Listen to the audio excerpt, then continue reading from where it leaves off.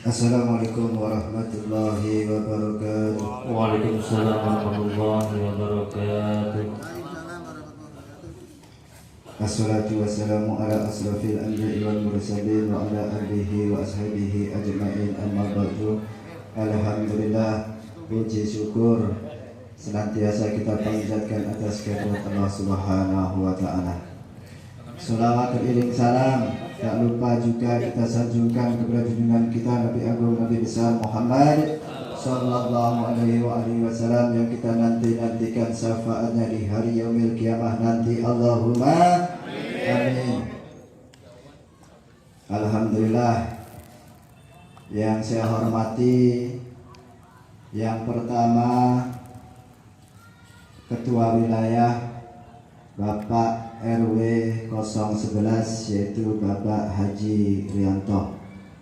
Alhamdulillah, beserta staf dan jajarannya yang insya Allah beliau ini diberi petunjuk oleh Allah Subhanahu wa ta'ala, dibimbing oleh Allah Subhanahu wa ta'ala, diberi kekuatan oleh Allah Subhanahu wa ta'ala. Amin ya rabbal alamin. Yang kedua, Ketua DKM yang saya hormati, yang saya muliakan dan yang mewakili, yaitu Bapak Haji Warsitoh yang alhamdulillah beliau senantiasa diberi kesehatan oleh Allah Subhanahu wa ta'ala.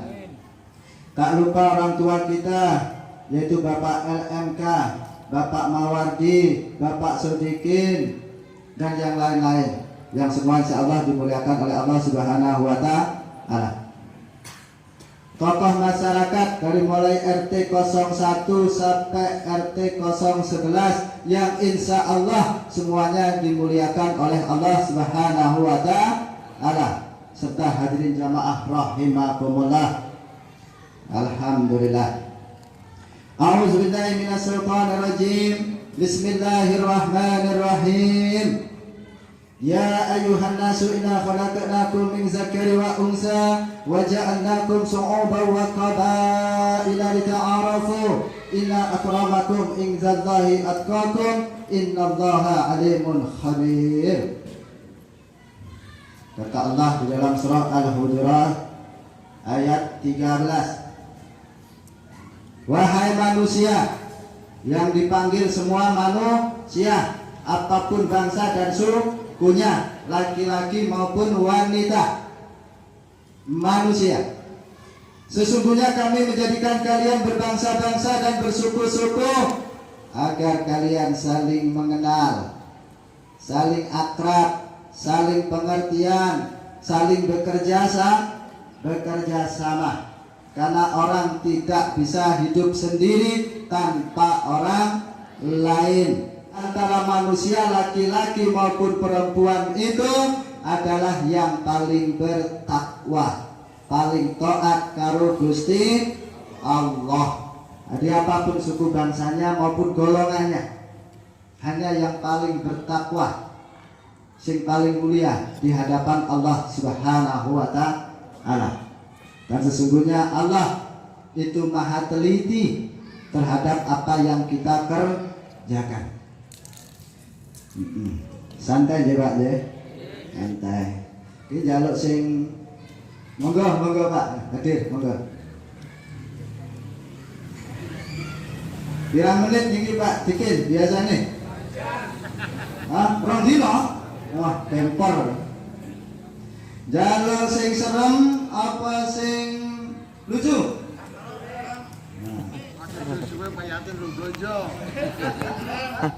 Masya Allah.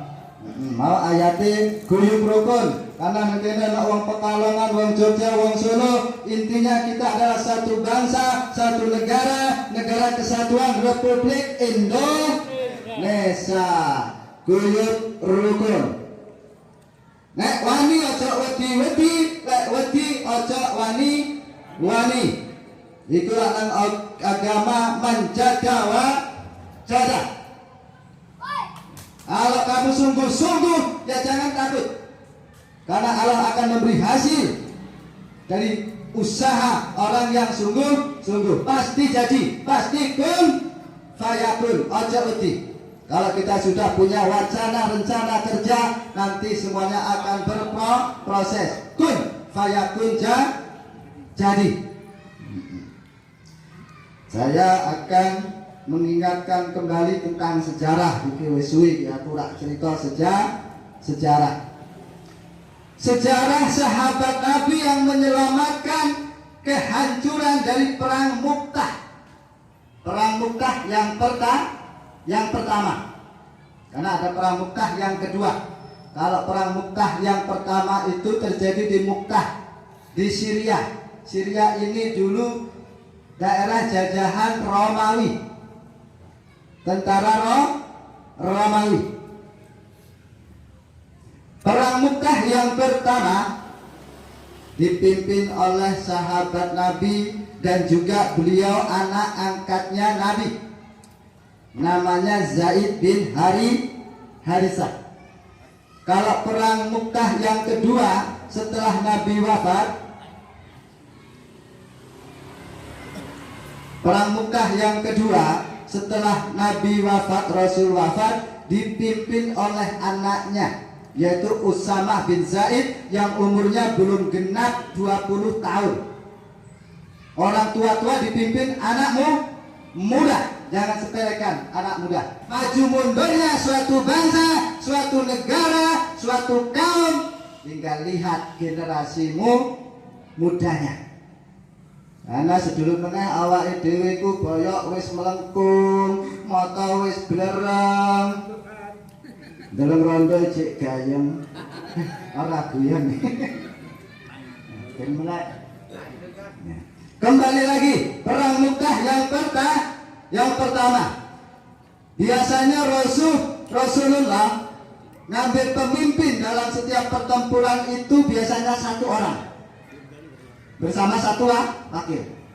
Ini Rasul langsung mengambil 3 orang. Rasulullah bersabda, dikumpulkan sahabat, wahai sahabatku, kalian akan menghadapi bala tentara yang memang luar biasa kuat, yang nanti di perang itu tentara Romawi atau Raja Heraklius, Raja Romawi mengerahkan 200.000 tentara. Gak seimbang. Kalian akan dipimpin yang pertama oleh Zaid bin Harisah.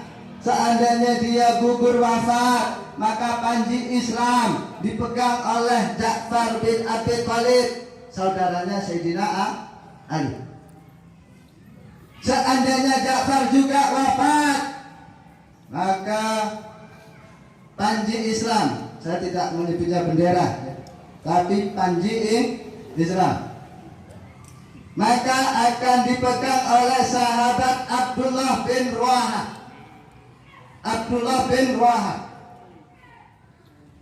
Singkat cerita, berangkatlah sahabat Nabi yang dipimpin oleh Zaid bin Harisah, anak angkat Rasulullah. Berangkat nyampe di Mu'tah, ketemu pasukan yang cuma beberapa ribu melawan 200.000 dan langsung dipimpin oleh Raja Romawi Heraklius. Nah, makanya lak wong Islam iku nek wedi aja wani-wani, lak wani aja wedi, nek wedi ndelik. Karena orang Islam semboyannya satu, jihad fi sabilillah. Dodol tempe nang pasar ragati anak bojo ya diniati jihad. Berjuang. Bangun masyarakat juga diniati jihad. Berjuang lillahi ta'ala. Yakin Allah boten sarih. Gusti Allah tidak tidur. Nyatane Pak Ustaz bangun gedung 4 lantai orang di duit ditukangi dhewe dadi ngadeg dengan izinnya Gusti Allah dan di duit, tapi dengan izin Allah, karena Allah tidak tidur. Boten sarih, niatkan yang bersih, pasti Allah akan nolong kalian. Ketemu Pak di perang Mu'tah, tentara yang tidak seimbang. Pertempuran pertama sahabat Zaid bin Harisah maju bertempur karena mengharapkan surganya Allah Subhanahu wa taala, bukan duit. Karena gak orang sing membayar.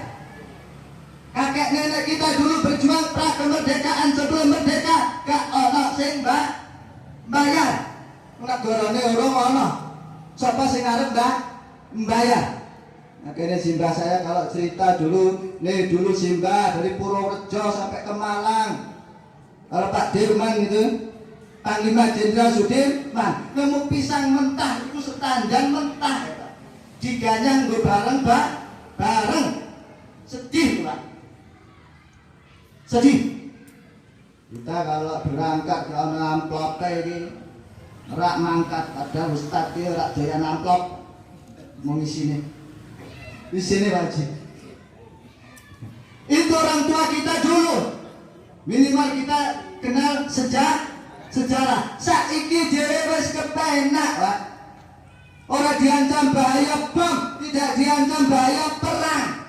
Paling perang kok medsos, ajar. Ana dunia medsos. Ya. Akhirnya sahabat Zaid bin Harisah gugur, terbunuh. Maka langsung diambil oleh sahabat Ja'far bin Abi Thalib. Ini saya nangis kalau lihat Ja'far bin Abi Thalib yang perangainya mirip dengan Rasulullah, keponakannya, saudaranya Sayyidina Ali bin Abi Thalib. Ketika bertempur, tangan Ja'far patah oleh pedang, tapi masih tidak menyerahkan benderanya, tidak menyerahkan panjinya, dipegang tangan satu untuk memimpin, ditebas lagi, patah. Dua-duanya patah, tapi tidak mau menjatuhkan panji Islam. Dengan kedua tangan yang patah, dirangkulnya panji itu, ditebas lagi punggungnya, lehernya, kakinya, tidak mau melepaskan sampai tertungkul, dipegang. Dan setelah perang sahabat mengambil jenazahnya, yang dihitung lukanya ada 90 luka. Ada tombak nusuk, ada pedang nusuk, ada sayatan sabetan pedang. Ya Allah, sahabat Nabi yang bela kita sehingga kita masih bisa sujud di keramik yang indah ini. Dulu perjuangannya seperti itu. Saudaraku, diambillah oleh sahabat Abdullah bin Rawaha, dikibarkan, jangan takut, janji Allah la tukhliful mi'ad, Allah tidak pernah ingkar janji. Kalau manusia banyak ingkar janji, Allah tidak pernah ingkar janji. Yakin Pak, sekecil apapun ibadah kalian bakal dihitung sama Allah. Jangan takut, terang-terangan atau sembunyi-sembunyi, karena Allah maha melihat. Jangan takut kalau sudah Bismillahirrahmanirrahim, jangan takut, itu kekuatan. Makanya Al-Quran 30 juz 114 surah diawali dengan kalimat basmalah, Bismillahirrahmanirrahim, kecuali surah At-Taubah. Awali hidup dan kehidupanmu, perjuanganmu dengan rahmat dan kasih sayangnya Allah Subhanahu wa ta'ala. Makanya Islam berkembang sampai ke seluruh dunia bukan karena pedang, tapi karena kasih sayang. Itu Bismillahirrahmanirrahim. Maka Abdullah bin Rawaha mengibarkan banjer Islam, maju, walaupun engkau sedikit, maju. Surga nanti kita, surga menanti kita. Kata Abdullah bin Rawaha, rampak gak seimbang, 200.000. Nah, kita kalau musuhnya gak seimbang kan tawuran musuhnya kan golek konco sih, golek konco di enggak ini, maju. Akhirnya Abdullah bin Rawaha pun gugur Pak. Kaum muslimin sudah jumlahnya sedikit, gak ada yang mimpin, kocar kacir. Makanya kalau kita punya pemimpin walaupun tidak baik, itu lebih baik timbang gak ada pemimpin. Apa meneh pemimpinnya apik, harus didukung. Contoh orang sholat jamaah, kita datang yang paling pintar datangnya belakang, Tadi ditungguin yang pinter nggak datang, imamnya mungkin kurang fasih tajwidnya, ngikut aja, nggak boleh dijelekkan. Tuh, imamnya rasih doa nggak melu. Karena sholat itu inna sholati wa nusuki wa mahyaya wa mamati lillahi rabbil alamin. Kalau ada yang mimpin, pemimpin itu punya tanggung jawab. Makmum masyarakat juga punya tanggung jawab masing-masing. Sing paling abot iku engko pemimpin termasuk kabeh dhewe iki pemimpin. Yang pertama mimpin dirinya sendiri, yang kedua mimpin keluarganya. Sing urung duwe bojo ya golek sih cepat-cepat. Lalu Abdullah bin Rawaha gugur. Kira-kira kepiye iki? Wong wis enek sing mimpin. Tetapi ada sahabat Nabi, orang baru masuk Islam. Ini saya termotivasi dengan sahabat satu ini. Dialah Khalid bin Walid. Khalid bin Walid ini dulu yang mengalahkan Rasulullah di perang Uhud. Ketika dia masuk Islam, ini pedang saya ya Rasulullah, yang dulu aku dengan pedang ini mengalahkan engkau di bukit Uhud. Diambil sama Rasulullah, dibacakan doa, dikasihkan lagi, wahai Khalid, pimpinlah Islam, bersamalah kami, engkau berjuang membela Islam dengan pedangmu ini. Makanya pedangnya Khalid ini lebih cepat dari mulutnya. Di dunia Islam terkenal pedangnya Khalid lebih cepat dari mulutnya. Kalau mulutnya bunuh, leher sudah lepas, ngomong belum selesai lehernya sudah lepas. Khalid. Kalau Umar itu cambuknya lebih tajam dari pedang orang lain, itu Umar bin Khattab. Makanya sampai ketika Umar menjadi khalifah, itu semua kekuasaan Khalid bin Walid itu dihentikan. Karena dari zaman Nabi, zaman Abu Bakar, zaman Umar, ketika perang tidak pernah kalah, Pak. Sampai Umar khawatir, jangan-jangan ntar Islam itu menyebar kemana-mana gara-gara pedangnya Khalid. Dihentikan, kamu jangan mimpin perang lagi. Pedangmu lebih cepat dari ucapanmu. Tidak pernah kalah. Karena Khalid itu punya semboyan. Jangan kau biarkan sedetik pun matamu tidur, hatimu tidur, senantiasa terjaga. Makanya zikir kalau tidur merem, kalau zikir kalau turu. Kalau turu, Pak, nafsu turu ya buat rondo melek, turu. Berzikir turu. Khalid bin Walid. Tiba-tiba bendera nggak ada yang ngambil, masih di tangan Abdullah bin Rawaha yang sudah gugur. Diambillah sama sahabat Sabit bin Arqam.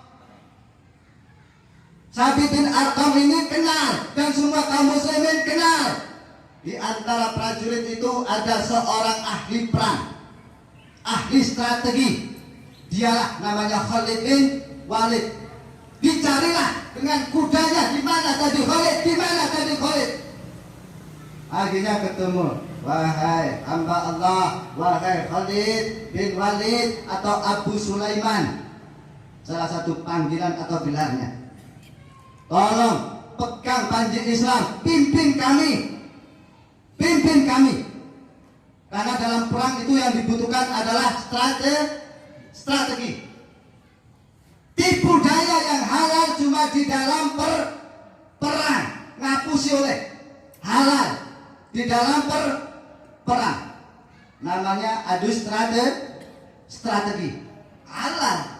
Makanya perang itu tipu daya. Sama mau melawan hawa nafsu juga harus pakai strategi. Nggak kenal Quran, nggak kenal hadis, angel memusuhera ketara. Wahai Khalid, biarkan kami yang dipimpin oleh engkau. Gak apa-apa, walaupun engkau baru masuk Islam. Karena biasanya lawang anyar kan, tembe anyar. Dan orang dulu itu memang seperti itu. Ya, lebih mengutamakan yang lebih dulu. Misalkan sahabat yang lebih dulu mengikuti perang Badar, misalkan, dia dimuliakan. Yang ikut hijrah ke Madinah dimuliakan. Karena apa? Berjuang di saat rekoso, akeh sing ora gelem Pak. Lah wis kepenak, ayo melu wis kepenak. Pas awal ini Pak. Makanya Nabi memuliakan sahabat-sahabat pertamanya. Karena apa? Pengorban nanya, Nabi Umi nggak bisa baca, nggak bisa nulis, tetapi yang mengelilingi adalah orang-orang ahli. Sampai Rasulullah mengatakan serahkan segala sesuatu itu pada ahlinya. Umar bin Khattab dan Muawiyah bin Abu Sufyan ahli birokrasi, ahli tata negara, ahli ngatur masyarakat. Zaid bin Sabit juru tulis Rasulullah, Mus'ab bin Umair dialah diplomatnya Rasulullah, dan banyak panglima-panglima Rasulullah. Itu Rasulullah. Makanya orang itu akan hebat tinggal kita lihat siapa yang mengelilingi. Orang bodoh kalau yang ngelilingin hebat jadi hebat. Anak kecil saja dikoyok temennya, depannya bapaknya, pamannya, Pak D-nya. Nih kalau berani mana? Melihat yang mengelilingi. Nabi dikelilingi oleh sahabat-sahabat Nabi yang luar biasa, yang rela mengorbankan jiwa raganya. Itu sahabat. Makanya ada ciri-ciri sahabat. Jadi sahabat itu bukan menjerumuskan, sahabat itu membela. Apa jawaban Khalid bin Walid? Wahai sahabat Sabit bin Arqam, aku ini baru masuk Islam. Jangan-jangan ntar pada nggak percaya, lawang orang baru. Betul, Anda orang baru di dalam Islam, di dalam barisan kami. Tapi siasat perangmu itu sudahlah lama. Ketika engkau menjadi kafir Quraisy dan mengalahkan Rasulullah di perang Uhud, akhirnya dipaksakan pegang nih panji Islam. Akhirnya Khalid bin Walid mengambil itu. Sabit bin Arqam mengumpulkan sahabat, berbaiat, sumpah setia akan ngikutin perintahnya Khalid bin Walid. Nah, makanya kalau kita punya pimpinan, belajar sami'na wa ata'na. Harus itu. Jangan jebur bareng lah orang. Kan anak si tanggung jawab. Apa itu sami'na? Dengarkan dulu, pahami dulu. Nah, jangan belum paham sudah tugas dilaksanakan, entar nggak sinkron.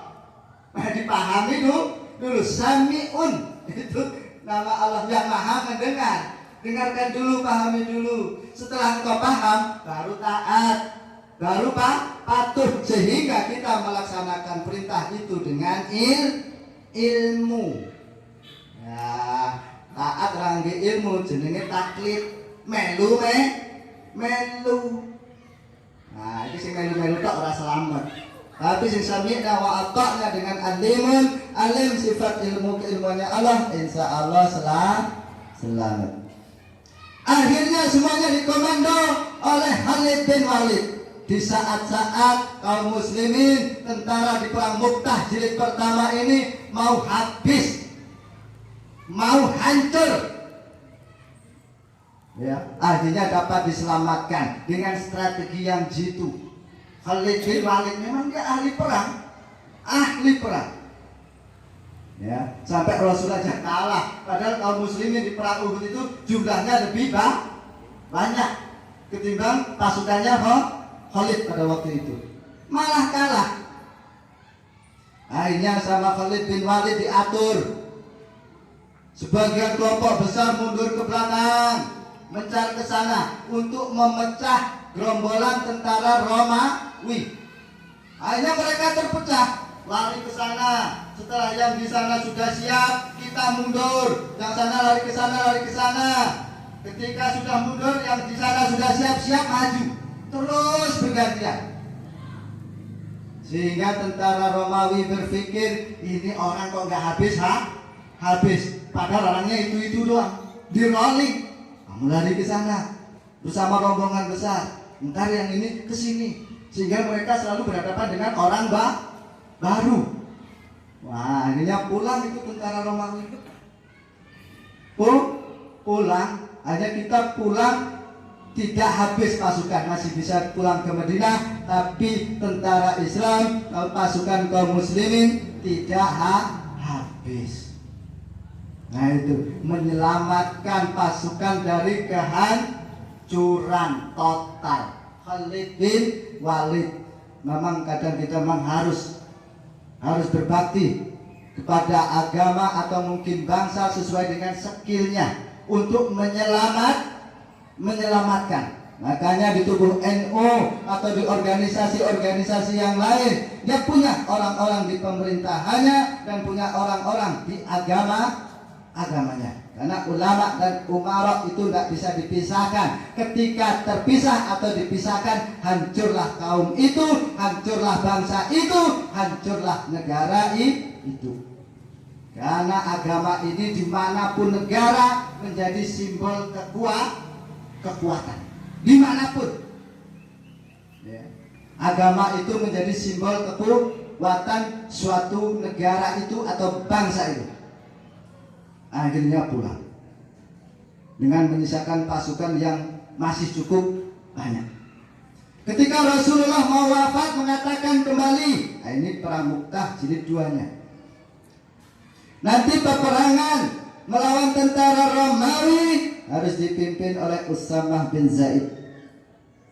Nah, jadi anaknya Zaid bin Harisah yang dulu bapaknya gugur di Mu'tah. Sahabat waktu itu yang mau ikut Abu Bakar, Umar, sehingga mereka bincang-bincang, kenapa kita harus dipimpin anak muda yang umurnya belum genap 20 tahun. Kira-kira pantas nggak anak muda mimpin yang tua? Kira-kira pantas nggak? Pantas wae. Imamnya tua-tua, jamaah tua-tua. Misalnya orang cacilik tapi hafal Quran, pantas itu? Ya, pantas banyak itu. Artinya sesuai, serahkan segala sesuatu pada ahlinya. Bapaknya dua mobil, 5. Orang iso nyupir, sing iso nyupir anaknya jenong. Pantas gak nyupir? Pantas. Pantas karena apa? Yang memantaskan ilmu. Kalau anak muda punya ilmu, dia dihormati karena ilmunya. Kalau orang tua dihormati karena usianya. Jadi orang berilmu harus pintar menghormati orang tua. Maka Rasulullah menunjuk Usamah bin Zaid untuk perang Mu'tah. Sebelum pasukan dikumpulkan dan diberangkatkan, Rasulullah wafat. Khalifah pertama Abu Bakar tetap memberangkatkan Usamah bin Zaid. Nah, artinya itu mengandung pelajaran. Terkadang yang muda-muda ini perlu untuk digerakkan, dirangkul, karena mereka juga punya fungsi. Setelah dia tumbuh ilallahi taubatan nasuha. Nah itu hebatnya Rasulullah. Semua lapisan dirangkul. Nah jadi itu jam 11 kurang sedikit. Cek sore Pak, pegang. Jadi intinya apa saudaraku? Kembali lagi, ya ayuhan nasu inna khalaqnakum min dzakari wa unsa wa ja'alnakum syu'uban wa qabaila lita'arafu. Kumpulnya kita setiap malam Jumat ini menjadi tali silaturahim, supaya kita saling kenal mengenal, supaya lebih akrab, supaya bisa gotong royong. Insya Allah kita semua di sini diberi perlindungan oleh Allah Subhanahu wa Ta'ala, karena mumpung kesempatan hidup kita masih ada. Ya ayyuhallazina amanu la tulhikum amwalukum wala auladukum an zikrillah wa may yaf'al dzalika fa ulaika humul khasirun. Wahai orang-orang yang beriman, janganlah harta bendamu dan anak-anakmu melalaikan kamu dari mengingat Allah. Barang siapa yang berbuat demikian, maka mereka itulah orang-orang yang rugi. Jadi hidup ini adalah kesempatan untuk kita berbuat baik. Insya Allah Allah kembalikan kita kepada surganya Allah Subhanahu wa ta'ala. Jadi itu saja ya Pak J, tidak panjang lebar, ada kurang maupun salah dalam saya mengucapkan tutur maupun sapa, mohon dibukakan pintu maaf yang sebesar-besarnya. Billahi taufik wal hidayah. Assalamualaikum warahmatullahi wabarakatuh. Waalaikumsalam warahmatullahi wabarakatuh. Terima kasih dengan